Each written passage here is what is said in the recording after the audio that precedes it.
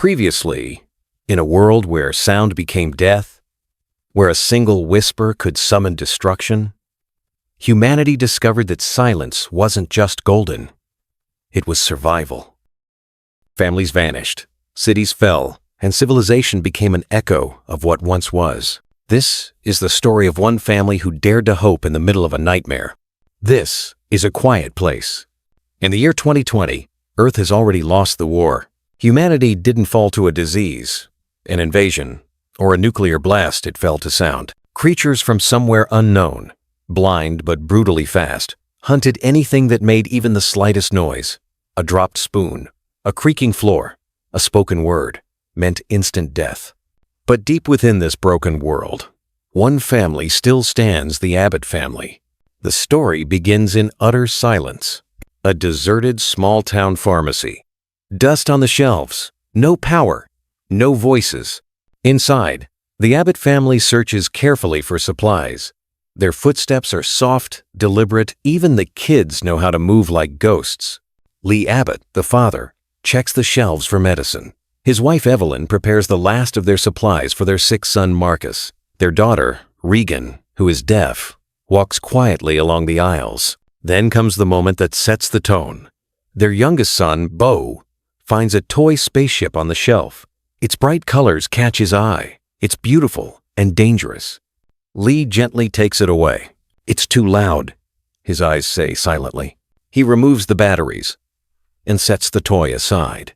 But Regan, wanting her little brother to feel normal in a world that isn't, secretly gives it back to him. She doesn't see Bo quietly slip the batteries into his pocket. As the family leaves the store, single file, walking barefoot in the woods, a shocking moment tears the world apart. They cross the long wooden bridge. The sun is setting. Then, beep, beep, beep. The toy spaceship's shrill, electronic sound slices through the quiet forest. Lee turns instantly. Horror floods his face. Bo stands behind him, the toy flashing in his hands. A creature bursts from the trees, impossibly fast, black, armored, and deadly. Lee runs toward Bo, sprinting with everything he has, but he's too late.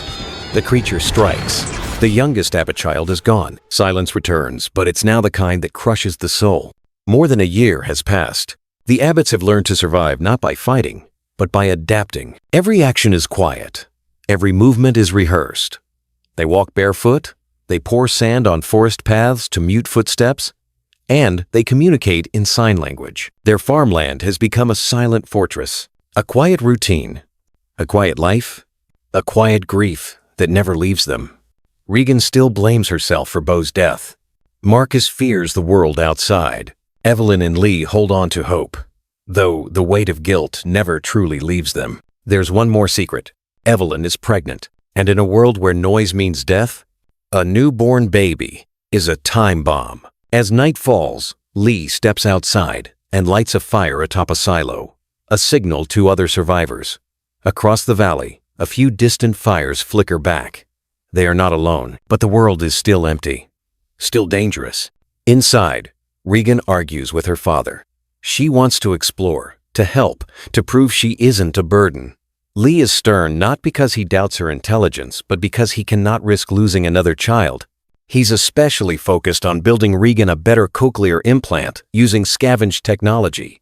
He hopes it will help her hear again and maybe keep her alive. But Regan sees this as rejection, not love. Lee takes Marcus on a fishing trip. To survive, the boy needs courage and knowledge. At the base of a massive waterfall, Lee finally speaks aloud. Actual words. His voice echoes against the rocks. Marcus freezes, terrified. But Lee smiles. The waterfall roars louder than any scream. Here, in this one place, they can talk. Marcus asks the question haunting them all. Do you blame her for Bo? Lee shakes his head. No, she's my daughter, and I love her. Not able to bear the tension, Regan packs her things and leaves heading toward the place where Bo died. To her, it's the only place she can apologize or find peace. Back home, Evelyn's water breaks. The baby's coming early, and danger descends instantly. Throughout the movie, subtle setup builds toward a brutal moment. Earlier, Evelyn pulled a laundry bag up the stairs, and a loose nail at the step's edge bent upward. Now, rushing to prepare for labor, she steps on that nail. She doesn't scream, but the pain is overwhelming. Blood pools around the nail. She stumbles. Dropping a picture frame, it crashes to the floor with explosive force in the silence. The sound echoes through the house. The creatures hear. They come. Evelyn prepares a silent warning system for Lee. She flips a switch. All the lights surrounding the farm glow red. Danger. Imminent. Deadly. She hides in the basement, breathing heavily. Contractions overwhelming her. Upstairs, a creature stalks through the house. It's close, too close. Evelyn steps into the bathtub. Blood mixes with the water. The creature hears her breathing. And then Evelyn does something impossible. She gives birth silently. Marcus and Lee return and see the glowing red lights. They know immediately Evelyn is in danger. Lee runs into the house, finds blood in the tub, but no Evelyn. His heart stops. Then he hears a faint cry, their newborn child. He follows the sound and finds Evelyn weak, exhausted, but alive. But they cannot stay. The baby's cries will kill them all. Lee built a special underground room, a small soundproof cradle with oxygen masks and thick walls. They placed the baby inside, safe for now. But a larger threat rises.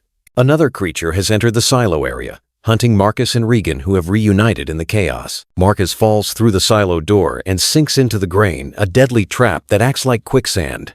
Regan jumps in after him. The metal walls echo, drawing a creature inside. Regan's defective cochlear implant begins to emit painful feedback in the creature's presence, a high-frequency sound that paralyzes it. She realizes something monumental.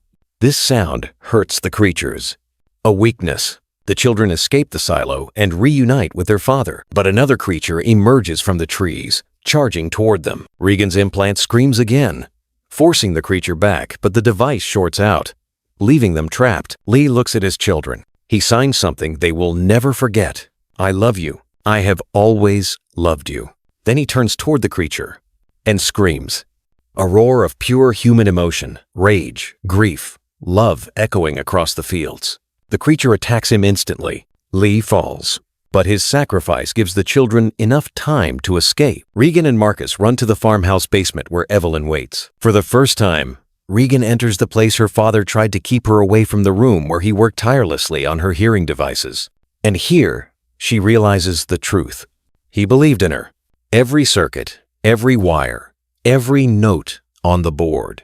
He was fighting for her. Another creature storms into the basement. Regan steps forward, hands trembling, and lifts her implant to the microphone. The high-frequency feedback blasts through the speakers, weakening the creature until it screams and collapses. Evelyn fires a shotgun blast that kills it. Up on the screens, they watch several more creatures sprinting toward the house drawn by the gunshot, but now they have a weapon.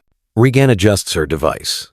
Evelyn pumps the shotgun. The screen cuts to black. Silence ends. But the fight begins.